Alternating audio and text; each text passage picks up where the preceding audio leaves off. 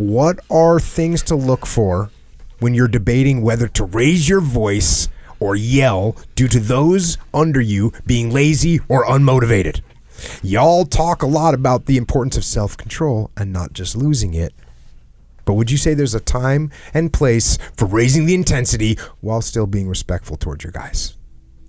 So, there you go. Yelling and screaming. Get some. Sometimes you got to just drop the hammer. Jocko yelled and screamed at us all the time. Like I've talked about it on this, I think on the podcast, we certainly talk about it all the time. I mean, the number of times that Jocko screamed and yelled at me, zero. Yeah. 0 times in all the years that we worked together. And I know I gave him at least dozens, maybe hundreds of opportunities to want to probably done that.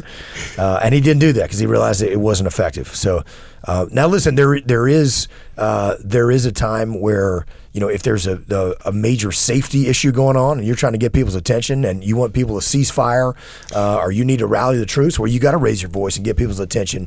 And I think you can't be afraid to do that as a leader. There are certainly times where I'd say, hey, Leif, get those Bobbies lined up over there or stuff like that. I mean, for sure. Is that yelling? Well, yeah, I'm definitely raising my voice and using a loud voice, but I'm not doing it, whatever, with anger.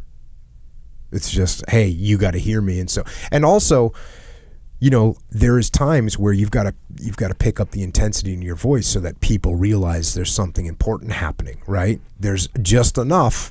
Now, you don't want to yell and scream and get all crazy, but to be like, hey, I need vehicles here now. Like, that is different than, hey, can you get the vehicles over here now? Right? Those are two different things. And I would react differently if I heard those two voices. So yes, now to go, I get those vehicles over here now. No, now we're creating a whole panic situation. But that's a great point too, right? And it's the kind of never cry wolf story. So if you're yelling all the time, I need those vehicles over here right now, when there's nothing at stake and it's no big deal and it's just a routine movement, then when you do that and you really need it, then no one's paying attention. They think, oh, it's just Leif yelling again into the radio. Yeah.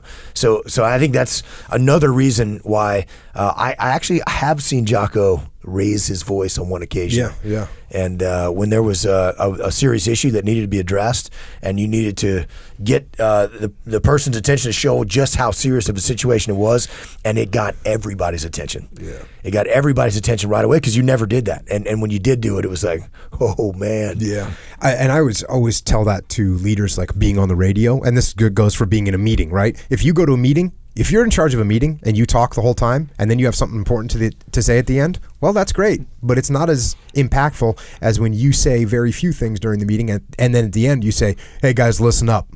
Here's what's going on with this, and everyone pays attention. So I've said this before, the less you talk, the more people listen, and that goes true here. The more you yell, the less people listen. And it takes away the opportunity. If you ever do have to yell, it's going to have zero impact. So my blanket statement is you should hardly ever have to raise your voice, and it should just barely ever happen.